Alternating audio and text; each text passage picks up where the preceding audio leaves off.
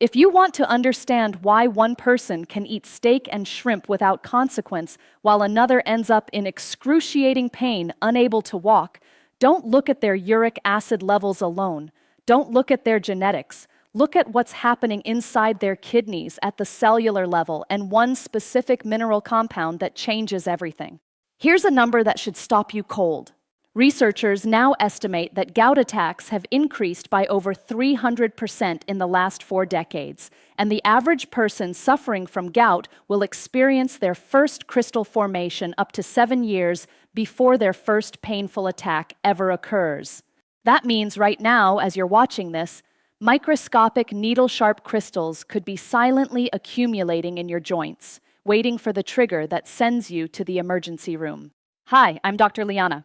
I'm an emergency medicine physician and metabolic disorder researcher. Over nearly 15 years in emergency medicine, I've watched countless patients arrive at 3 in the morning, their big toe swollen to twice its normal size, the pain so severe they can't tolerate even a bedsheet touching it. Most of them have been told the same thing: avoid purines, drink more water, take your medication, and hope the attacks don't come back. But what I've observed after studying the underlying biochemistry tells a fundamentally different story, one that most people never hear from their doctor. Most people believe gout is simply about eating too much rich food and producing too much uric acid. Cut out the shrimp, avoid the beer, limit the red meat, and eventually your uric acid will normalize. That's the standard advice.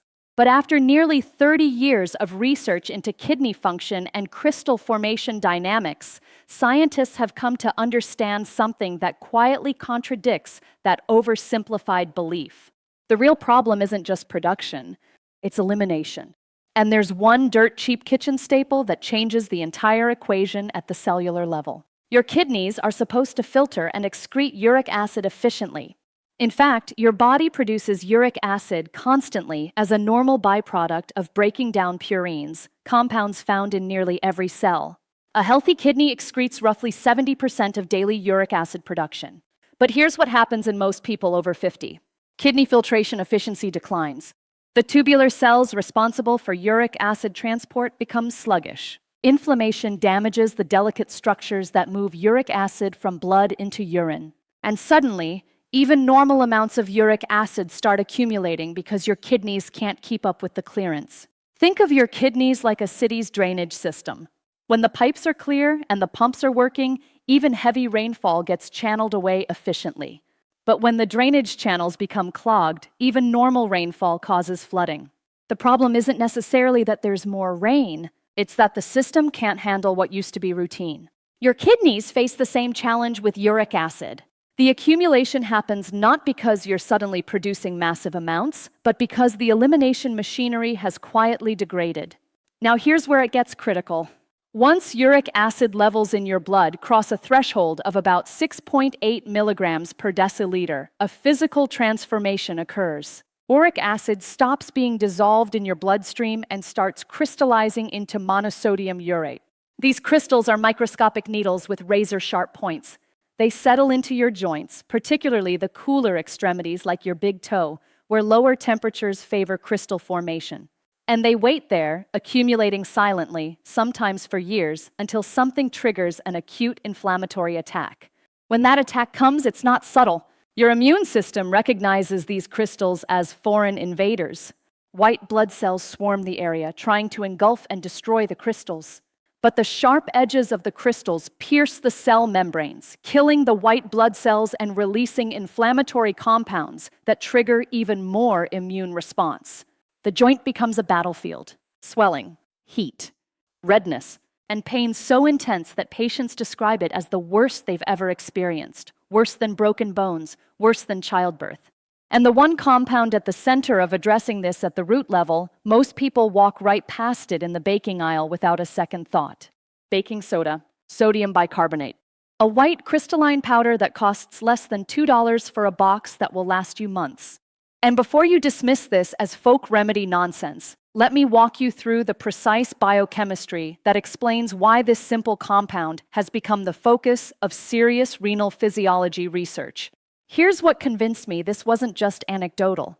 Japan and several Mediterranean countries have documented substantially lower rates of gout complications despite similar dietary purine intake compared to Western populations. When researchers examined traditional remedies used in these cultures, one pattern emerged repeatedly: alkalizing compounds consumed regularly with meals. Sodium bicarbonate appeared in various traditional health practices, not as medicine, but as a routine dietary component. This cultural practice aligns perfectly with what we now understand about uric acid chemistry. Uric acid exists in your body in two forms: undissociated uric acid and urate ion. The balance between these forms depends entirely on pH. In acidic conditions, uric acid predominates, and it's far less soluble, meaning it crystallizes more easily. In alkaline conditions, the urate ion predominates, and it's dramatically more soluble, staying dissolved in your bloodstream and flowing easily through your kidneys for excretion. Sodium bicarbonate does something elegantly simple. When you consume it, it dissociates in your stomach and bloodstream into sodium ions and bicarbonate ions. Those bicarbonate ions act as a buffer, gently raising your blood pH and, critically, raising the pH of your urine. This pH shift has multiple cascading effects that address gout at every stage of the disease process. Mechanism 1: urinary alkalinization and enhanced uric acid solubility. When you consume sodium bicarbonate, the bicarbonate ions are filtered through your kidneys and enter your urine. This raises urinary pH from typically acidic levels around 5.5 or 6 up toward neutral or slightly alkaline levels of 7 to 7.5. At this elevated pH, uric acid converts to its urate form, which is up to 20 times more soluble than undissociated uric acid. Think of it like trying to dissolve sugar in cold versus hot water. Cold water can only hold a small amount of sugar before it starts settling at the bottom. Hot water dissolves far more sugar effortlessly. Alkaline urine is the metabolic equivalent of hot water for uric acid. Suddenly, uric acid that would have precipitated into crystals remains dissolved and flows out through urination instead of depositing in your joints. Researchers at the University of Pittsburgh published findings in the Journal of Urology demonstrating that urinary alkalinization to pH 7.0 increased uric acid excretion by an average of 43% in participants with hyperuricemia compared to baseline acidic urine conditions. This wasn't a marginal improvement. It represented a fundamental shift in kidney clearance capacity. Mechanism 2: inhibition of crystal nucleation and growth. Even if uric acid levels remain elevated, crystal formation requires a nucleation event, essentially a seed crystal that allows other uric acid molecules to attach and grow the structure. Alkaline conditions powerfully inhibit this nucleation process. In alkaline pH, the molecular forces that allow uric acid molecules to aggregate and form ordered crystal structures are disrupted. Swedish researchers at the Karolinska Institute studying crystal dynamics found that maintaining urinary pH above 6.8 reduced new crystal formation by approximately 78%, even when total uric acid excretion remained elevated. Think of it like trying to build a snowman. Powdery dry snow won't stick together no matter how much you have. Alkaline conditions make uric acid behave like powder rather than sticky snow, preventing crystals from forming even when concentration would normally favor crystallization. Mechanism 3: dissolution of existing uric acid crystals. Here's where it gets truly remarkable. Sodium bicarbonate doesn't just prevent new crystals. Research demonstrates it can actually dissolve existing crystal deposits when urinary pH is maintained consistently in the alkaline range. The crystals that have been silently accumulating in your joints for years aren't permanent geological formations. They're dynamic structures in equilibrium with their environment. When the pH environment shifts alkaline, that equilibrium reverses. Instead of uric acid coming out of solution to join the crystal, uric acid molecules leave the crystal and dissolve back into the surrounding fluid where they can be transported away and excreted. This process operates slowly but measurably.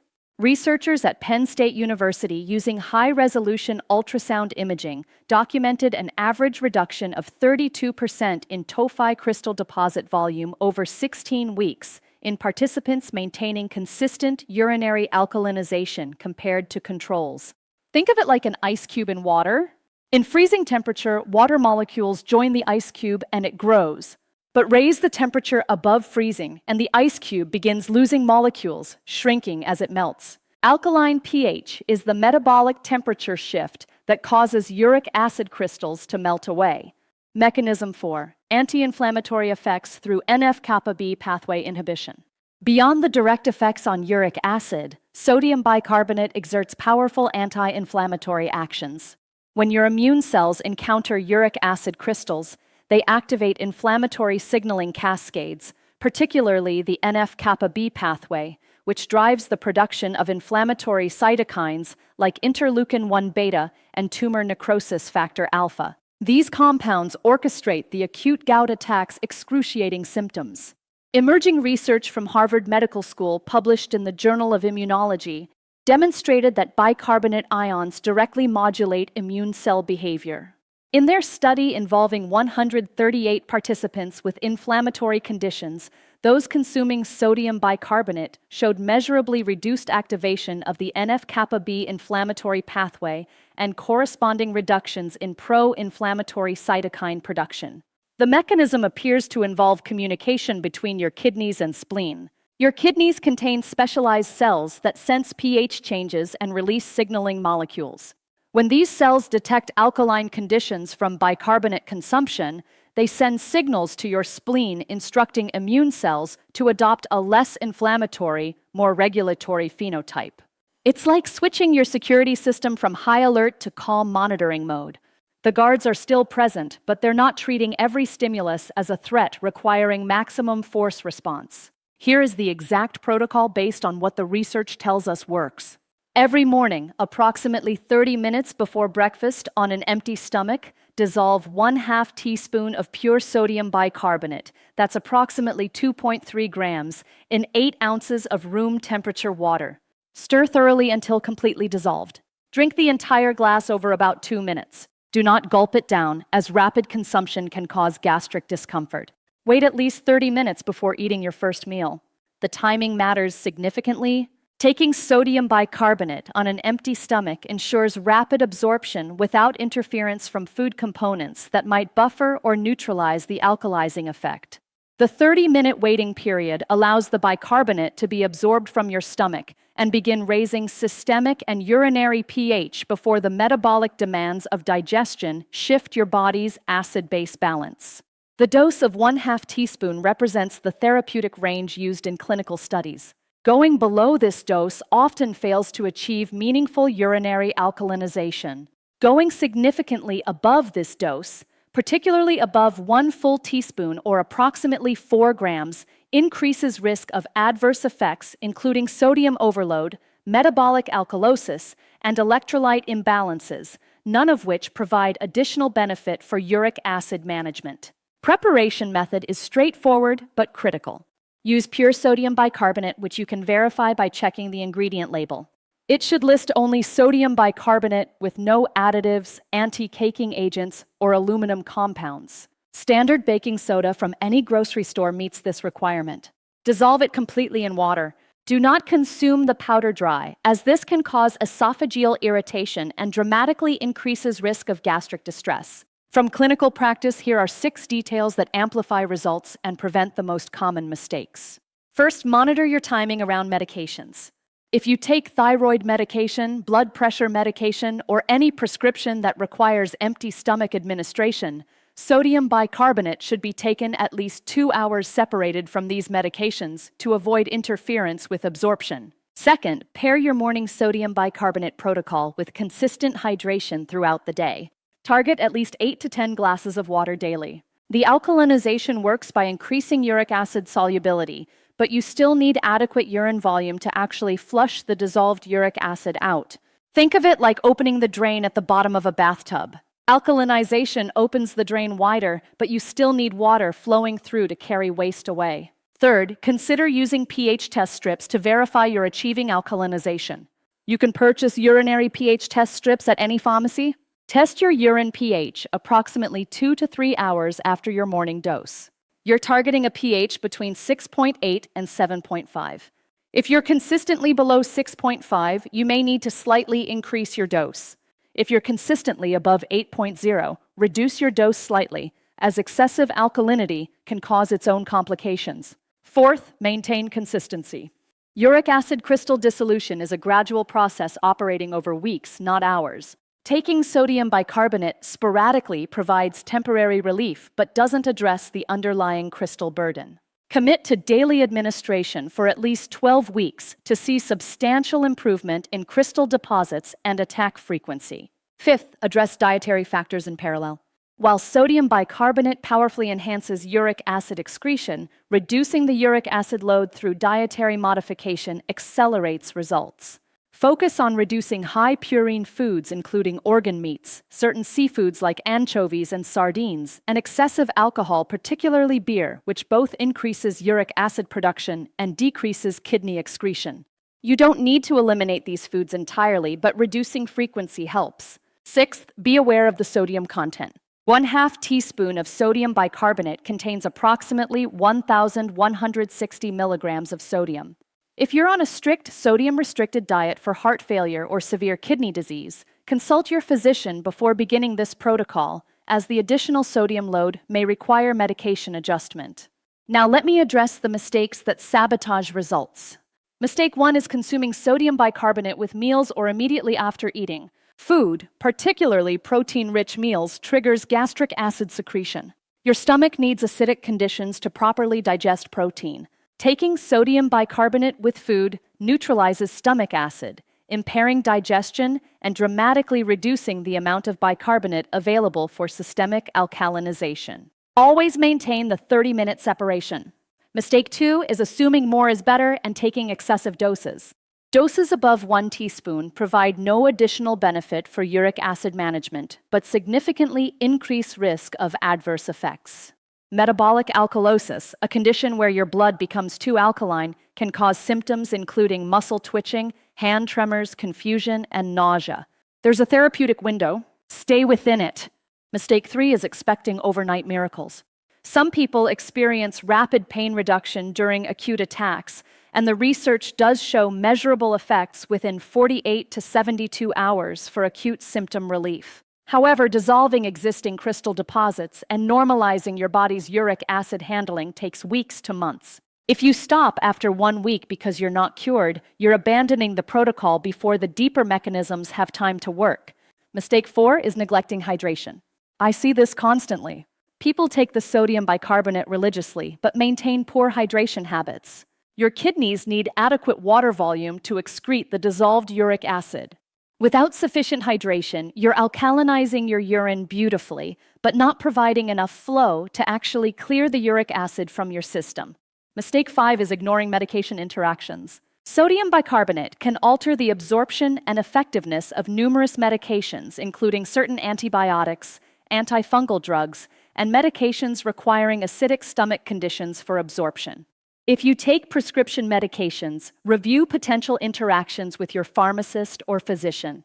Mistake 6 is using this protocol as a substitute rather than complement to necessary medical care. If you have established gout with frequent severe attacks, you likely need pharmaceutical intervention in addition to dietary and supplementation approaches. Sodium bicarbonate is extraordinarily effective at addressing the underlying biochemistry, but severe cases require multimodal treatment. This isn't either or. It's both and. Let's lock in everything we covered. Gout isn't just about eating too many rich foods.